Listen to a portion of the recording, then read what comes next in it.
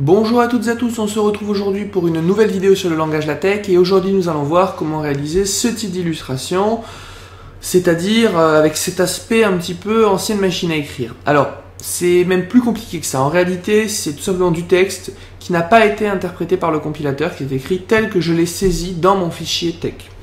Donc ici on a, et ceci est un exemple de texte brut avec un point. Si je prends le fichier TeX, un fichier TeX, donc je peux avoir ici, ceci est un exemple de texte brut avec un point.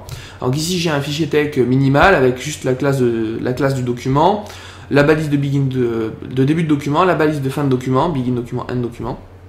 Et si normalement je réalise ça de mon fichier TeX et que je compile, donc ce que je suis en train de faire, et que je regarde le résultat, vous voyez, on n'a pas la même chose, tout simplement parce que là, par défaut, le compilateur interprète ce qu'il est en train de lire pour l'adapter avec ce qu'on veut. Donc si je veux mettre un mot par exemple en gras avec la commande texte BF et que je compile, forcément le compilateur va interpréter la commande texte BF pour mettre en gras le mot exemple comme on peut le voir ici. Nous ce qu'on veut c'est un résultat où il n'y a aucune interprétation. Et bien comment ça se réalise? Ça se réalise avec un environnement qui s'appelle l'environnement verbatim. Donc comme tout environnement, on commence par la balise begin, le nom de l'environnement, begin verbatim, et on termine la zone de l'environnement par la balise end verbatim. Donc là, on a donc tout ce qui se trouvera entre ces deux balises ne va pas être interprété par le compilateur. Donc si je compile, et je vous montre le résultat, voilà, on a cet aspect machine à écrire, rien n'est interprété. Donc maintenant, pour bien voir, bien comprendre ce qui se passe, si je décidais de mettre le mot exemple en gras, avec la commande anti/slash texte BF, et bien cette fois-ci, je compile, et là vous voyez, j'ai l'affichage de l'anti/slash texte BF avec les accolades. Il n'y a pas d'interprétation. Alors, on pourrait quand même se poser une question au niveau de l'interprétation, uniquement parce que j'ai un fichier minimal, qui est la gestion des accents.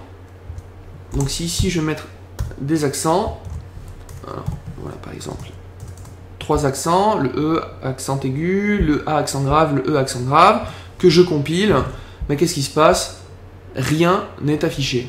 Alors là c'est étonnant puisque a priori on s'attendrait à ce qu'il n'y ait pas d'interprétation, qu'ils prennent le caractère tel quel. Alors ça ne fonctionne pas parce que les lettres accentuées ne sont pas du tout reconnues, et comme toujours si on veut que les lettres accentuées soient reconnues, on doit rajouter le package suivant. Donc je précise l'encodage que j'utilise moi, UTF-8.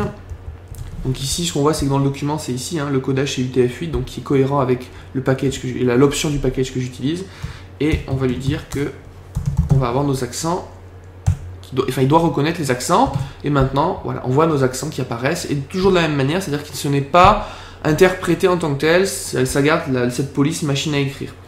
Autre petite remarque, pour ceux qui s'intéressent, ceux qui auraient voulu construire à l'ancienne, entre guillemets, les accents, c'est-à-dire anti/slash, l'apostrophe par exemple pour l'accent aigu, et la lettre qui suit, et compiler, qu'est-ce qui se passe? Et bien là, ça ne marche pas, tout simplement, parce que l'anti/slash n'est pas interprété, donc ça ne peut pas fonctionner. Donc là, on n'a pas le choix, on ne peut pas taper dans l'environnement verbatim les accents de cette manière-là, on est obligé d'utiliser le package input enc.